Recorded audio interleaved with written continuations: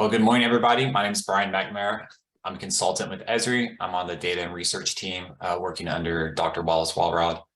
I'm really excited to be here to, let me close this pop-up. There we go. To demo the Open Data Portal website that we've been working on over the last few weeks. This website is really supplemental to the existing project website. So you'll see a brief about me section or who are we section, but the main focus of this is to provide the data that we're using in an open and transparent way and make it accessible to all the members, stakeholders, and the public throughout this project. This website has 4 main sections, and we'll be reviewing those today. Those are a brief who are we section, spotlight maps and apps, a data section, and then additional resources. You may recognize a few links and headers from some previous presentations people have made over the last few HRTC meetings. This website, I like to think of it as a hub or a home base for all things data and data storytelling, data dashboards that have been shared previously. So a lot of links are intertwined, but these get them all in one spot for people to easily use and see. All right, I'm going to jump right in and start scrolling on through. Once I'm done with the demo, I'll drop the URL in the chat so everybody has it. All right, the first section, like I said, just about me, the who are we section. I can read it there, but it's everything we've been talking about the last couple of weeks. And then the next section, the spotlight maps and apps or applications. Here, we really call attention to the most recent applications that have been shared are most relevant to the entire group. So I mentioned this is a supplemental website. You'll see a link here to the main project website from OCDC. So if you need to get back to it, it's right there. Just have all these links in one spot. You'll recognize or may recognize these 2 links right here, the equity inclusiveness in Orange County, as well as the disinvested communities web map and story map that have been previously shared. So really calling attention to what's been shown the most recently to get that up and center and in front of everybody.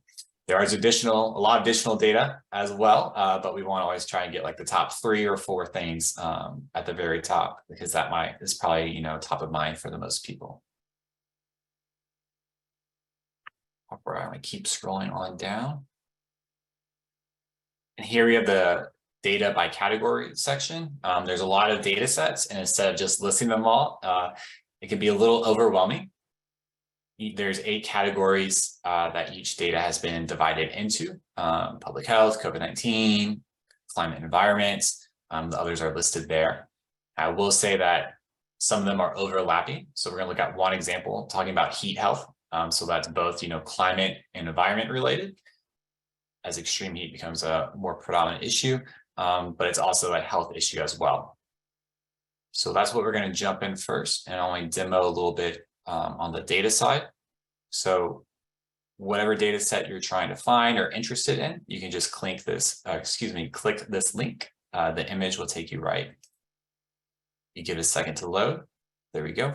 It'll pop up with all the public health and health related data sets or data links, as we should say, going to such as the previous COVID dashboard. I mentioned the heat health because that one pops up right on top. So there'll be 20 data sets here. I'm just going to click on the first one as an example.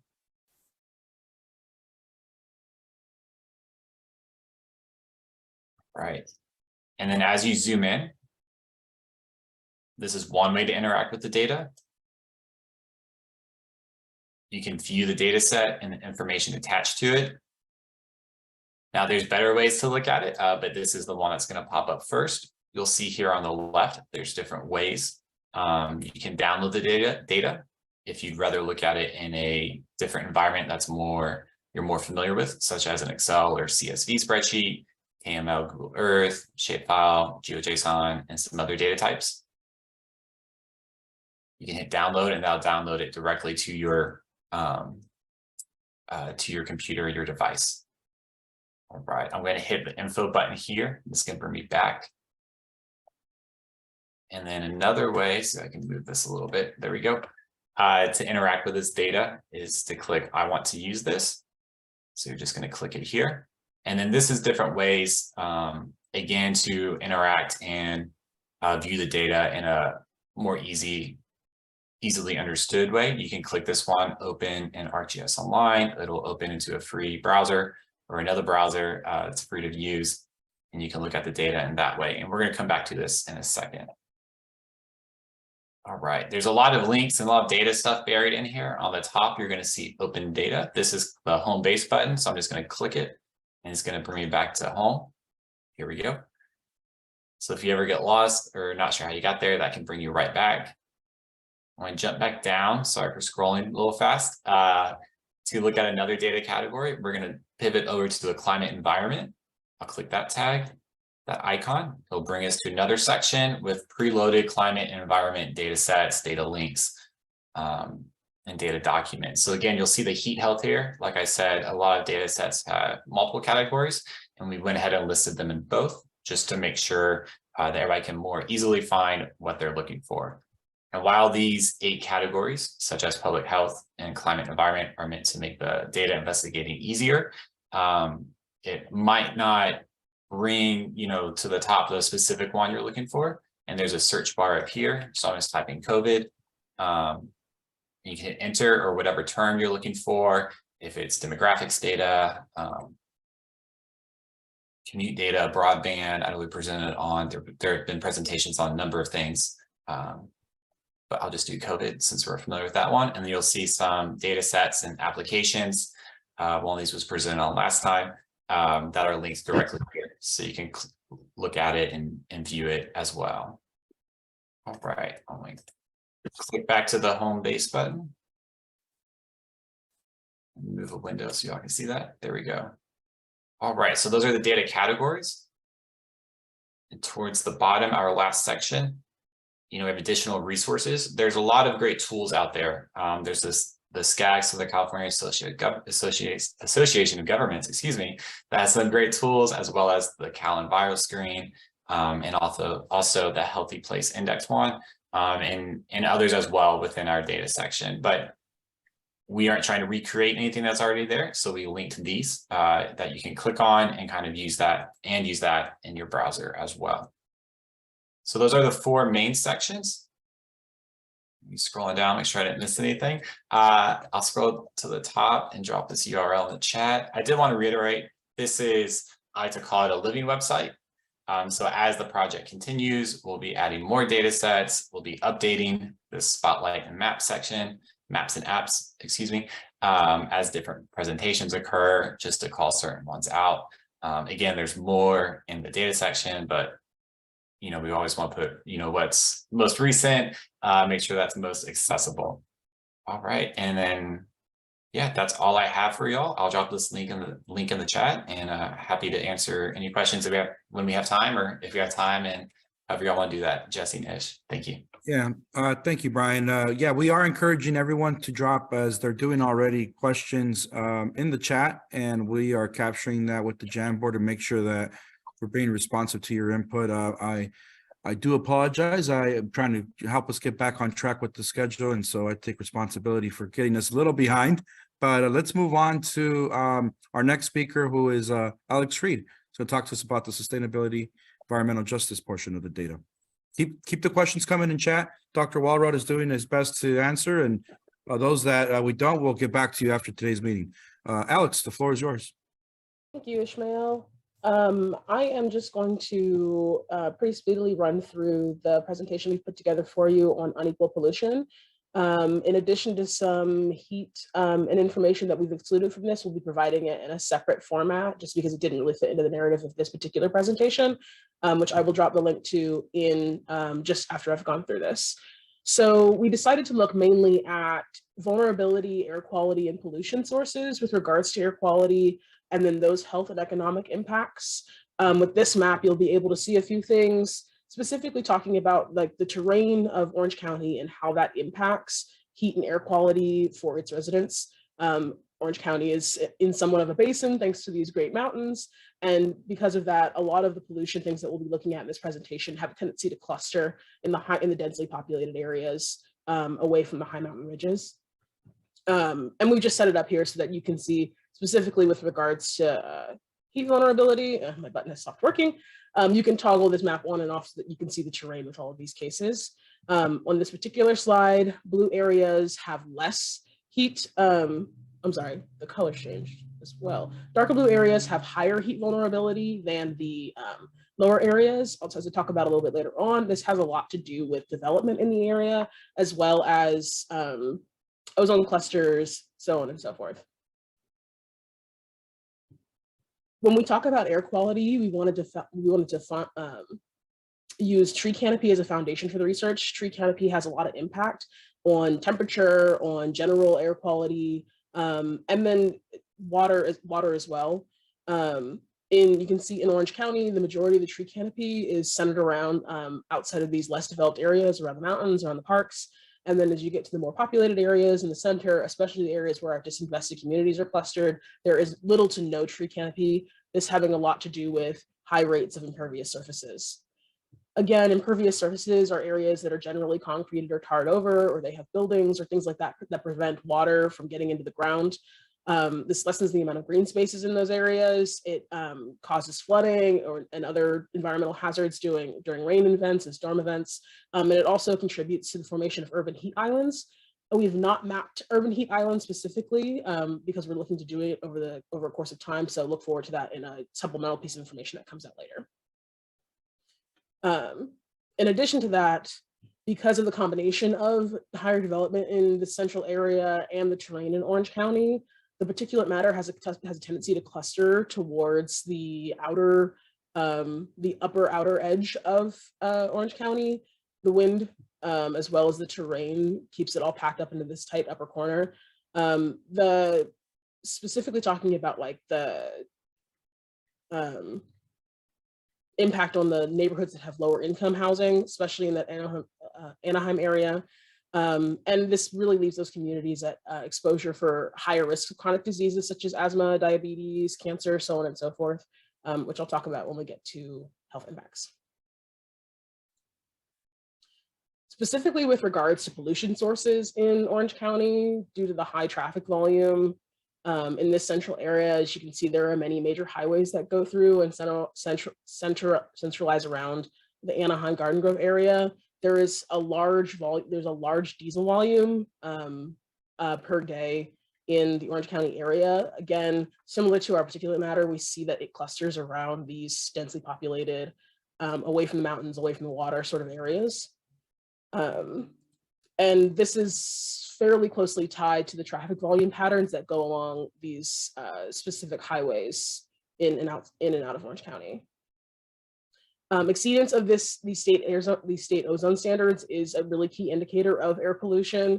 The increase in temperatures, the lacking tree canopy, the impervious surfaces that allow for the heat to cluster, all of these things work together with this depletion in the ozone, these high diesel particulate concentrations to really diminish the air quality in these central Orange County areas. And you can view ozone exceedance here. With regards to health impacts, we're looking at, once again, a very similar map. You can see as map starts off looking at asthma prevalence, we see asthma prevalence in areas that are closely tied to these high traffic volume patterns, closely tied to these high particulate clusters, and also to these areas that are lacking in tree canopy. The same goes for cardiovascular disease prevalence. And a lot of these are also tied to communities specifically by race. There's high clusters in Latinx communities and Black communities. Babies born with low birth rate is a much wider cluster. This we tend to explain typically because birth location doesn't necessarily tie to where people live. And then also in and out migration patterns. And then finally, diabetes prevalence, it shifts just slightly downward. Again, mainly in Latinx and Asian communities, but still in this high at risk areas. With regards to economic indicators looking forward, we're really kind of focusing on the areas that have yet to be developed. These are the areas that who have a technically better climate right now, and that they have a large tree canopy, they have fewer impervious surfaces, lower risk for annual health events. But it can kind of be predicted that because there's so much development done in this central area of Orange County, that these are the areas that are most at risk for having their current environmental status being challenged as development moves out into these areas. And that's it for us. Thank you, Alex. Great research and more to come on all this as we proceed through the initiative. Let me turn it now to Dr. Marlon Bornet, who's going to walk us through the public health analysis and the climate and environmental impact analysis. Dr. Bornet?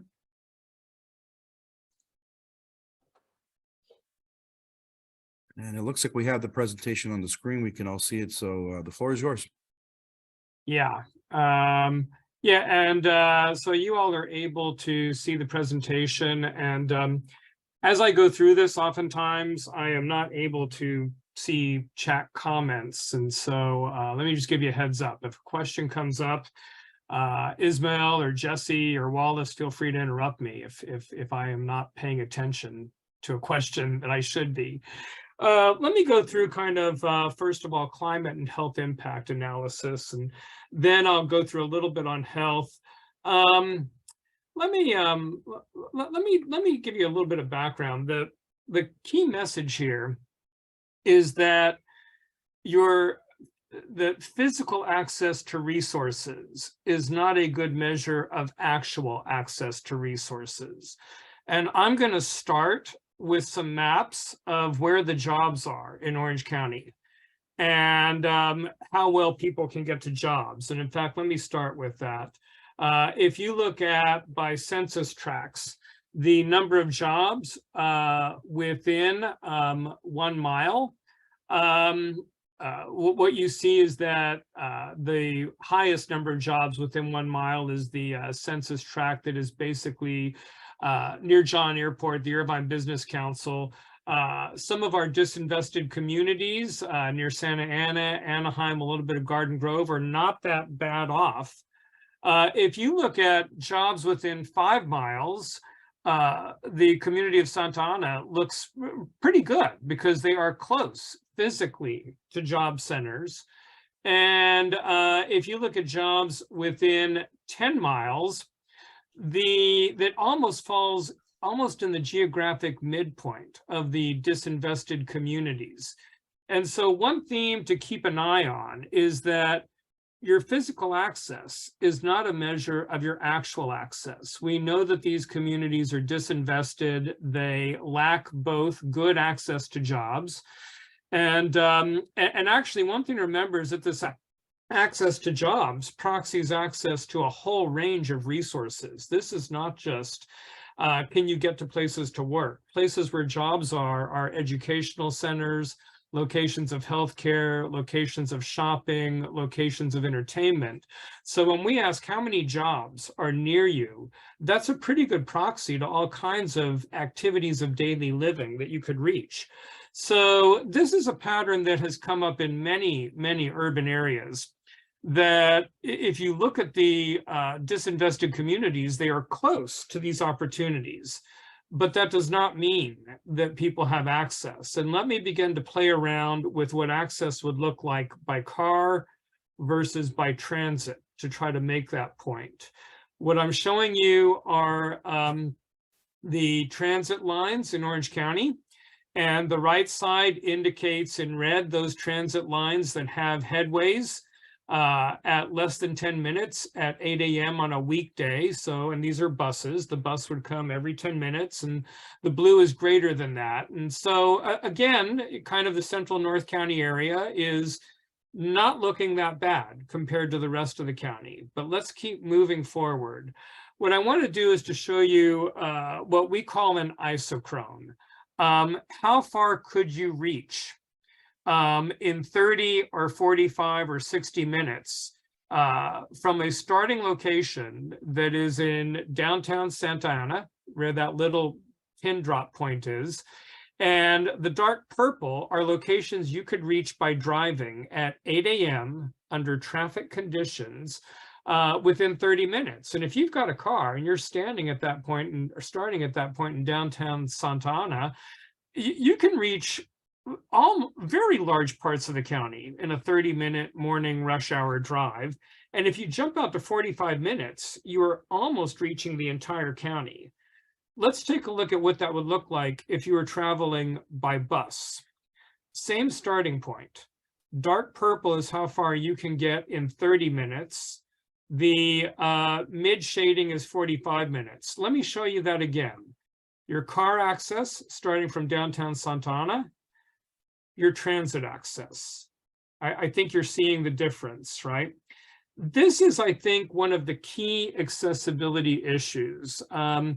Nationwide, about 8% of households don't have access to a vehicle. In Orange County, it looks like that average is around 4%. In the disinvested communities, around 6%. For those individuals who are in households without vehicle access, or maybe there's also a larger group of households without good, robust vehicle access. Maybe one car, maybe there's 4 family members, one person takes the car, what do the other 3 do? There's this pretty big reliance in basically your scope of movement from car to transit. What that translates into in terms of job access, the number of jobs accessible within 30 minutes from that downtown Santa Ana range, and that, or no, these are census tracts in general, and that I misspoke. In the top quintile of job access for census tracts, we're looking at census tracts where you can get to 152,000 to 183,000 jobs within a 30-minute car trip. Number of jobs within a 30-minute transit trip, that top quintile comes in at about 3,000 to 18,000. We are looking at like 1/10 or less of the job access by transit. Let me do one more thing.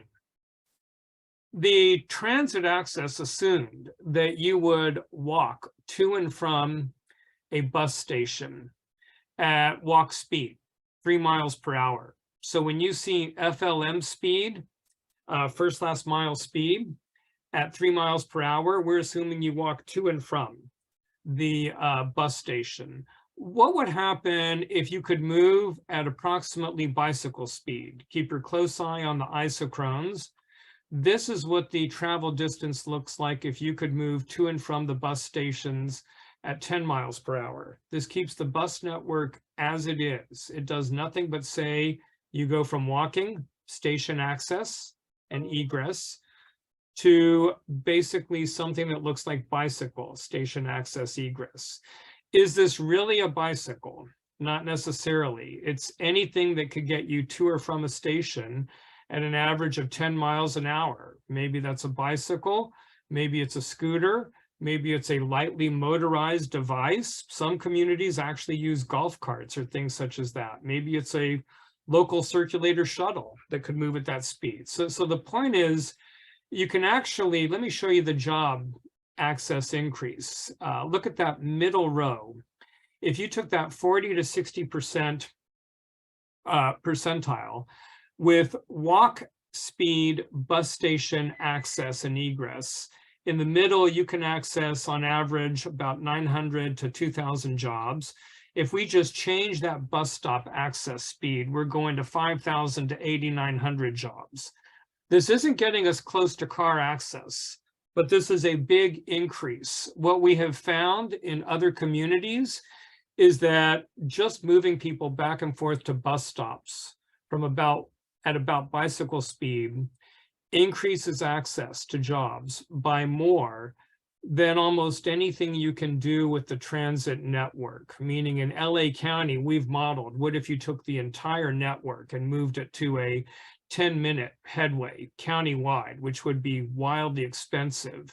That access increase does not look as strong or as high as if you just said, what if we move people back and forth to bus stops at about bicycle speed? Let me kind of pause because I want to kind of wrap this up. I know we're hitting the end. I'm going to skip a few slides. This is a percent of zero vehicle households. It does tend to cluster in the North Central County areas where the disinvested communities are. So think of this as really quite important for those households who do not have vehicle access. I kind of summarize here, and I'm assuming these slides will be made available to the groups. They can go through and view the slides. I want to shift a little bit to give the same kind of juxtaposition over some of what you saw on health. And so some of this you've already seen. It's just different maps, not quite as well. So let me move past this. The central and orange areas have higher temperatures, lower tree canopy, larger amounts of impervious surface, which you had already seen. Let me get to a couple of other highlights. Some of this overlaps a bit, but where there's lower life expectancy in red in some of the disadvantaged communities. By the way, these gaps are on the order of 10 years of life from low to high. This is a big gap. Percentage of low birth weight, births higher in the disinvested communities.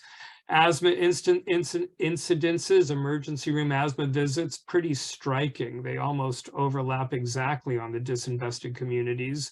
Obesity percentages higher. Particulate concentrations higher. Now, let me come back to this. How close are you physically to healthcare? If you just total up the number of healthcare facilities, the disinvested communities actually are closer to healthcare communities than the non-disinvested communities. And so again, I want to juxtapose physical access doesn't really tell you about access. If you look at the percent of uninsured individuals, the disinvested communities, we have an average of 12.76% of persons are uninsured versus 5.5% in the non-disinvested communities. So again, these are communities that are actually physically closer to healthcare facilities, but given the lack of insurance and the high incidence of health problems, it's very clear don't really have access to the healthcare system. And let me kind of pause on that. I had an addendum which actually shows just some income breakdown. And let me pause on that though and kind of end because I know that we are right at time. Great, thank you, Dr. Bornett. And yeah, these materials will be available on the OC CERF website, and the recording on the YouTube channel that is available for OC CERFs. I welcome the questions to continue dropping in chat, but let me turn it to Dr. Walrod to get us through the finish line on this research portion of the agenda with the SWOT analysis update. Thanks, Ish. I'm going to be very, very brief because I want to stick to our 10 o'clock as much as possible. Thanks for your patience of going over maybe a couple extra minutes, but I just want to give you the background. And then we'd love on this to get your feedback. Email Jesse or myself, or put it in the chat. This was included in the packet, just the background and how we came up with these. So we started as a basis, and this is just the very first draft of the SWOT analysis. We started with the current Orange County Comprehensive Economic Development Strategy, which is still in effect. It's from 2019 to 2023 as its sort of timeline. It was approved by the federal government, by the EDA. So I started there, and we dropped out a few. We took the most pertinent parts that were pertinent to what we're talking about in CERF. And that's where the state and their guidelines tells us to start, is with the current economic development planning document, which is the CEDS that's currently still in effect. And then we added in key takeaways from each of the research presentations, obviously not today's yet. We will add those in, but each of the presentations, I asked the presenter to give their 3 biggest takeaways from the presentation. And that's what filled out the rest. And I just wanted to make one more point, and then I'll turn it back over to Ish. You see, a couple slides on each, but you'll see on each of the strength, weakness, opportunities, and threats, I have a slide that says more, more, more. And that's where we want to be very inclusive to in our SWOT analysis, to really consider all the HRTC's input for strengths, weaknesses, opportunities, and threats. So that's my ask of you, is to send us your thoughts on that, and we will incorporate that and get that back to you at the next HRTC meeting. So with that, Ish, I'll turn it back over to you. Great. Thank you, Dr. Walrod. And apologies again for the abbreviated presentations. We are a few minutes over, but I do appreciate you all hanging on the extra time. I just dropped in the chat along with Jesse's resources, links to the OC CERF website and the YouTube channel where these materials will be available to you after today's meeting. And again, circle back with us offline via email. Give us a call if we can help answer questions, and we'll get back to you all. Drop questions in the chat if your questions weren't answered. Before we close this out here, just want to remind you that our next meeting is scheduled for June 30th. Do plan to be here for another hour and a half moving forward, and we'll make sure that the calendars are adjusted with preceding meetings for this initiative. We will be looking at updated timeline, a scope of work, as Jesse mentioned, with the new guidance from the state. And part of that will include the earlier iterations of the first part of the regional plan. And if you haven't done so already, also please complete your stakeholder mapping survey. Encourage others to do so as well. We will be presenting some of the findings at our next meeting related to that survey. So please do so at your earliest convenience. With that, I want to close this here 5 minutes over 10. Appreciate the extra time. Thank you to all our guest speakers. Thank you to all our HRTC members for your comments and your contributions in the chat, coming off mute to speak. Thank you, Jesse, Dr. Walrod, for your leadership in this space. And I wish you all a great Memorial Day weekend. Take care now.